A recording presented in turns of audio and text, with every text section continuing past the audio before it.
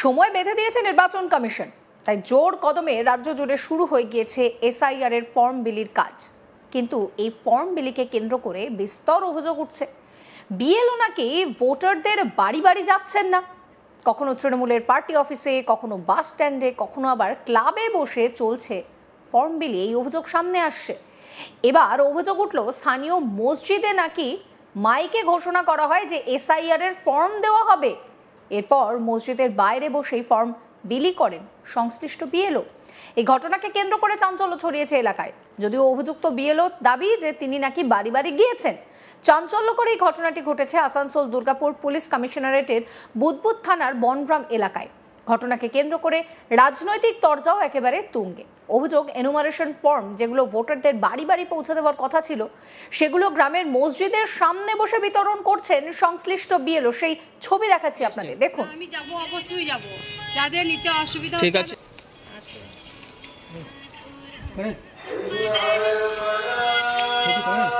আপনারা এখানে বসেই বারণ করার পরও বিলি করছেন, তাই তো? দাদা ঠিক আছে। অনেক মিডিয়া চাচ্ছে আপনাদের। এই বিএলওকে প্রশ্ন করা হচ্ছে যে বারণ করা সত্ত্বেও কেন আপনি এখানে বসে ফর্মটা বিলি করছেন, তার উত্তর হচ্ছে, আরে দাদা, মানে যাই হয়ে যাক না কেন ছেড়ে দিন না, এরকম একটা যেন ব্যাপার। কিন্তু বিএলওর ভূমিকা যদি স্বচ্ছ না থাকে, তাহলে যে লক্ষ্যে এসআইআর পশ্চিমবঙ্গে করার চেষ্টা চলছে, আদৌ সেই লক্ষ্যে এসআইআর কি করা যাবে, এই প্রশ্নও এই মুহূর্তে উঠতে শুরু করেছে।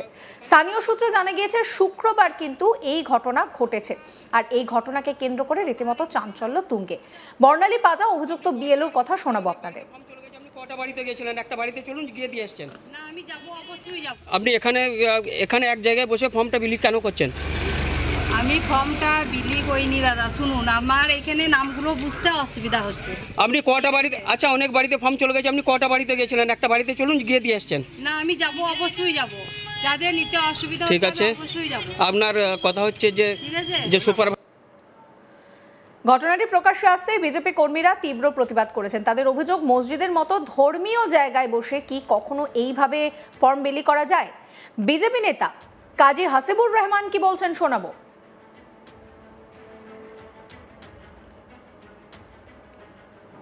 কেন দিচ্ছে সেটা তো বিএলও নিজেই বলতে পারবে যে কেন দিচ্ছে।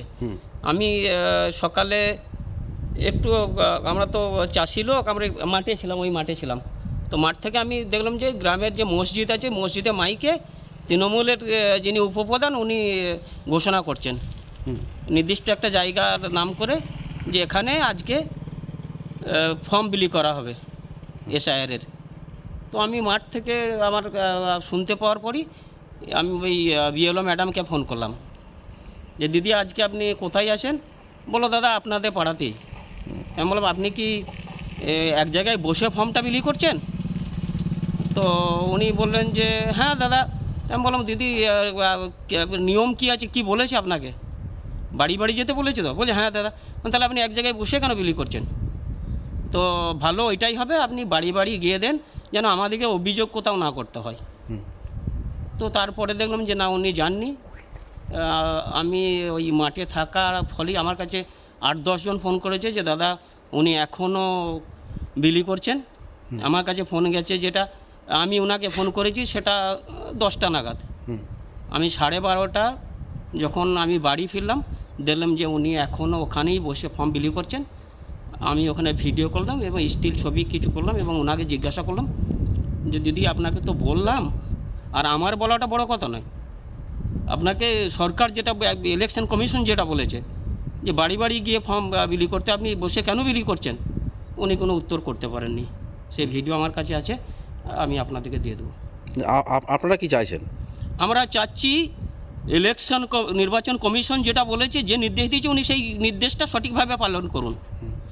এবং উনি শুধু বিলিই করছেন না, সেখানে তৃণমূলের একটা টিমকে নিয়ে বিলি করছেন। অনেকজন রয়েছে, অনেকজন তৃণমূলের, যার ফলে আমাদের বিএলএ 2 যে সে ওখানে আসতে ভয় করছে। আচ্ছা, আপনারা অভিযোগ জানিয়েছেন? আমি সকালেই আমাদের বিধানসভার যিনি বিএলএ, আমাদের পার্টির বিএলএ 1 আছে, ওনাকে বলেছিলাম, উনি সঙ্গে সঙ্গে অভিযোগ জানিয়েছেন। আচ্ছা, 10টা 15-20 নাগাদ মেল করে উনি ফোনেই জানিয়েছেন। আচ্ছা, ফোনেই অভিযোগ করেছেন, কিন্তু উনি বলেছেন ঠিক আছে আমি দেখছি। কথা বলছি। অন্যদিকে তৃণমূলের স্থানীয় নেতা রামকৃষ্ণ ঘোষ বিজেপির অভিযোগ অস্বীকার করে বলেন, বিজেপি অযথা তৃণমূলের নামে কুৎসা রটাচ্ছে। যদি কোনো বিএলও ভুল করে থাকে তার জন্য কমিশনের কাছে অভিযোগ করা যেতে পারে। আমাদের কর্মীরা শুধু সাহায্য করছেন যেন বিএলও সঠিকভাবে দায়িত্ব পালন করতে পারে। তৃণমূল নেতা রামকৃষ্ণ ঘোষের কথা শোনাবো আপনাদের।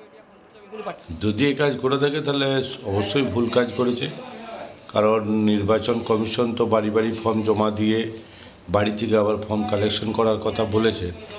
সে জায়গায় হয়তো সমস্যা হতে পারে, হয়তো অনেককে হয়তো চেনেন না, হয়তো যারা বাইরে থাকেন কোন পরিবারের সদস্য, সমস্যা হতে পারে। সেক্ষেত্রে বিএলও 2 আছে, পঞ্চায়েত মেম্বার আছে, কিংবা গ্রামের যিনি সবাইকে চেনেন তার কাছে তো নিশ্চয়ই অবশ্যই খোঁজ খবর নিতে পারেন।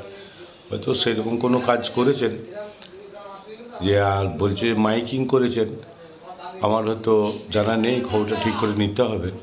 কিন্তু আমি যে মিডিয়াতে দেখলাম বসে এক জায়গায় রয়েছেন কিছু 4-5 জন ছেলে রয়েছে, তারা ফর্মগুলো জন্য ওনার যেটা বক্তব্য শোনা যাচ্ছে যে আমি ফর্মগুলো গোছাচ্ছি। হতে পারে কোন পরিবারে হয়তো সিরিয়ালে অনেকে তো এখন যে ভোটার লিস্ট বেরিয়েছে 2025-এ পরিবারের সদস্য 1-2 কিন্তু সিরিয়াল থেকে বহু দূরে চলে গেছে, সেগুলো ম্যাচিং করতে হয়তো সাহায্য নিচ্ছিল। আর তার জন্য যদি কোনো সমস্যা হয়ে থাকে, যদি বিএলও কোনো ভুল কাজ করে থাকে, তার জন্য নির্বাচন কমিশনে অভিযোগ জানাতে পারি অবশ্য, এটা কোনো অসুবিধা নেই, কারণ এটা সম্পূর্ণ নির্বাচন কমিশনের বিষয়।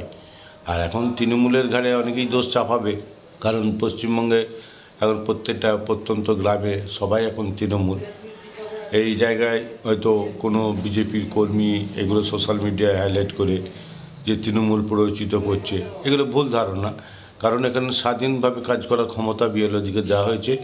আমাদের মাননীয় মুখ্যমন্ত্রী বলেছেন, আমাদের রাজ্যের সাধারণ সম্পাদক অভিষেক ব্যানার্জি বলেছেন বিএলও 2 বাড়ি বাড়ি যাবে, এবং বিএলও 2 যারা আছে তারা সেটা নজর রাখবে ঠিকমতো সকলের বাড়িতে পৌঁছাচ্ছে কিনা। তাই এটা নিয়ে অত বাড়াবাড়ি করার কিছু নেই, মানুষের কাজ মানুষ করবে, মানুষ যারা অভিযোগ করাতে অভিযোগ করবে, এবং কোনো মানুষকে যদি খুঁজে না পাওয়া যায়, আমরা যেটা চেয়েছি দলের তরফ থেকে যে পশ্চিমবঙ্গে যারা ভোটাধিকার প্রয়োগ করেন সেরকম কোনো একজনও যাতে বাদ না যায় ভোটার লিস্ট থেকে এসআইআরে, সেটা লক্ষ্য রাখা সকলের কর্তব্য। কারণ কাউকে ডিভোটার করে দিয়ে তার গণতান্ত্রিক অধিকার খর্ব করা, এটা কিন্তু আমাদের কাম্য নয়। আমরা চাইব সকল মানুষই যেন ভোটার লিস্টের আওতায় আসে।